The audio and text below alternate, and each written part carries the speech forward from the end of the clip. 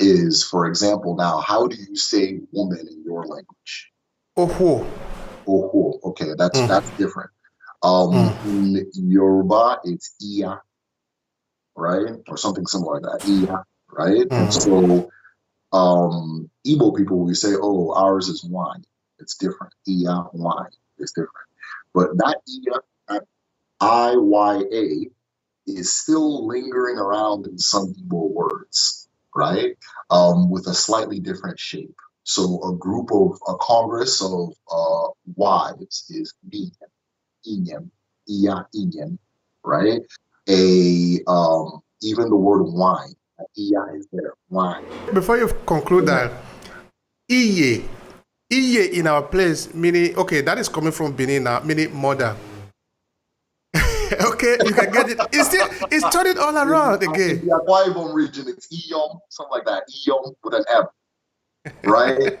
And so when you see these things, and the word mother tells you a lot about languages, right? Because you're in Europe now. You, I don't, just about anywhere you go in Europe, there may be exceptions like Hungary and Finland just because their language group is different. The word for mother is going to be roughly mutually intelligible. This one's going to say mama, this one's going to say Mia, this one's going to say mom, this one's going to say mom. That word is so core to the human being, right? That it's one of the words that when you're tracing language, it changes very little geographically. As you that spreading, you're going to really see it with words like mother, right? Another one is, as far as Europe goes, it's father, right? It's father, potter, all these different things are all going to produce different sounds that in the end are not that different. How do you say father in your place? We believe that everyone has a story to share. We believe in the power of storytelling in today's digital economy. Yes, we believe that our audience need to be touched at the level of emotion so we can better engage. What about you? Do you believe in storytelling as much as we do? Do you want to reach the hearts and minds of your audience?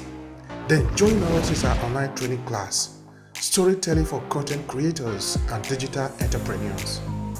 Come to obehi1food.com/storytelling and learn how to leverage your storytelling skills so you can earn more as a content creator and digital entrepreneur.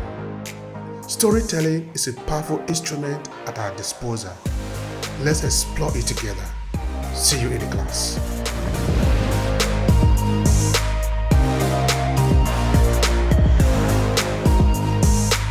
Father, Nna.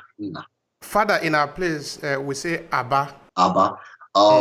Now that's interesting because you say Abba. I want to say in Igala, they say Ata for the head male or the apex man of a community is the Ata, right? So you see these things. You understand? Well, your friend from Congo, I would love to watch that interview.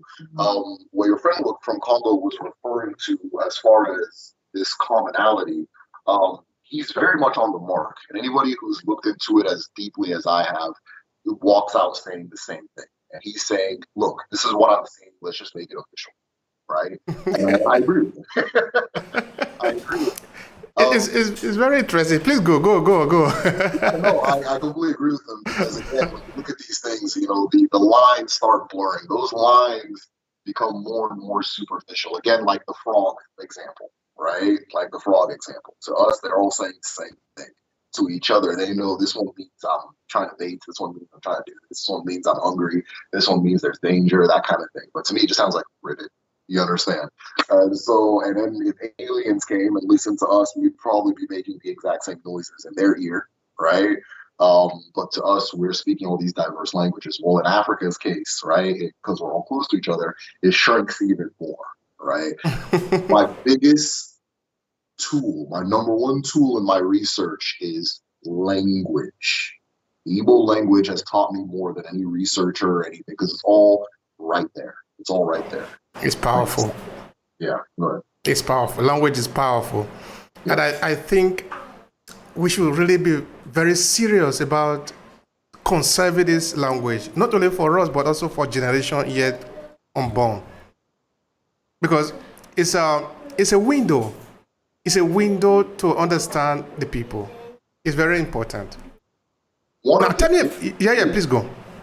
yeah, there's the same person, Noam Chomsky.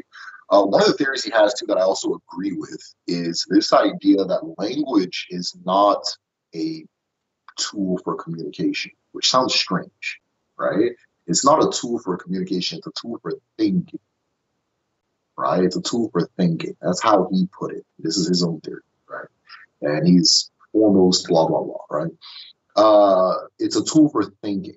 And so what I've come to see is that our languages, if you really want to understand how our ancestors think or how we as a people think, once you learn the language, it comes out. You're like, oh, okay, that's what it is. Very interesting. You know? Okay, before you continue there, I interviewed a lecturer in US. He told me that he wanted to, it's a historian, it's a linguistic, in fact. He wanted to understand how the Greek philosophers think. He didn't buy the book and read. He went and first of all understand the language of ancient Greek. Yes. He said from there he read their text, from there he can decode how they think. So it's not just a method of communication, but it's also a method of reflection. I agree with you 100%. Please go. Yeah, no, it really reveals a lot about the thinking. Like with Kedu, I'm not the teacher. I'm not equipped to be a teacher for Kedu. I'm still learning, in fact, as far as Igbo goes. But I, of course, sometimes I'll listen in on our classes and things like that. And one of the things that students will say is because a lot of them are coming from maybe they watch videos from the Medicine Shell or they're a patron and they're saying that, okay, this is really interesting. I want to, let me see if I can learn the language. And one of the things they always say is that once you learn the Igbo language, a lot of the spiritual concepts I'm talking about just kind of start connecting. It's like, oh, yeah, that does make sense, right? Like, for example, we have the term for God, Chineke, right? And, I have an entire video explaining what the last part, Eke, it's Chineke. But if you know the Igbo language, it's saying Chi and Eke, Chi, not Eke. So it's two, it's like a mother and a father, right? Two things. And the word Eke literally means creation, right? So I can make, that kind of thing. So, or Eke Keruwa, right? And so if I can make a 50-minute video explaining what Eke is, but if you spoke the language, it already clicks automatically. You understand? So all these different concepts just kind of click automatically, right? Click automatically. And once you know the language, Amadioha, right? People say, oh, Amadioha, he's the god of thunder, da, da, da, da, da. But then what does Amadioha? And Amadi is a lord or a free man. Oha means the people. So Amadioha literally means free man of the people or the will of the people, the representative of the people. Like when you send a congressman to represent you, that's Amadioha. And all of a sudden the concept just opens up like, oh, whoa, they're not talking about thunder. Now they're talking about Martin Luther King. Now they're talking about, let's say, Gandhi. They're talking about Napoleon. They're talking about, then when you hear things like Amadioha is the god of war, yeah, of course, because we send our men to go, our Amadioha to go and do that thing for us, and it becomes less mystical. You gotta realize this is a science. They're not talking about what you think they're talking about without knowing the language. Once you know the language, it just opens itself up. There's a really great video on YouTube. I'm trying to find it still. They're asking this very old woman, what does Amadioha mean? She's like, this is Amadioha. Oh, this is Amadioha. If you were Amadioha, you would be like that kind of, But if you ask somebody who doesn't speak the language, say, oh, he's the god of thunder. Thunder, which is also one of his attributes, right? But the language gives it a whole different gravity. It's true. It's true. Very, very important. All right. Another thing I'm sort of curious about too is a script. You see, I think as Africa we have been over miseducated for too long that we don't even believe that anything we have has any value. Like you thought of the CBD, for example. Talking of African script and languages, Igbo in this case, what can you say about that? Yeah, thank you for that. So what's interesting about the Igbo language is that there are actually several scripts. But these scripts all have very specific function, and most of the time, they are typically codes of secret communication, right? Most of the time, not all the time, but most. The most accessible and common is what we are now calling Uli, right? Uli. Now, Uli is interesting because it was said that in the past it was specifically women who wrote in this Uli language. And one of the most common uses of Uli is in decorating the self, decorating yourself, like makeup, all kind of thing. But when you look at it, there'll be specific like shapes, and these shapes will be consistent and so forth, right? Like in Uli, the word for eke, that same eke I was talking about, is spiral, right? And then the word for akaraka, which is the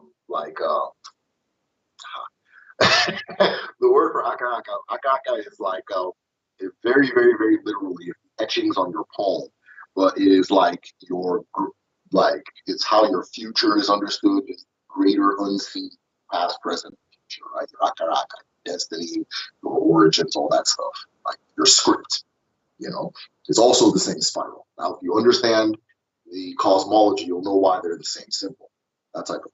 So Uli is that's an example of some builds, some tough symbols in Uli. But Uli is very interesting because it seems to me that whatever Uli is, Insibidi and the rest of them are built on top of that. And Uli is very accessible specifically to women, whereas the rest are used by men. And then once it's held by men, it now becomes a secret language. And this is just a pattern that I saw that I found was really interesting.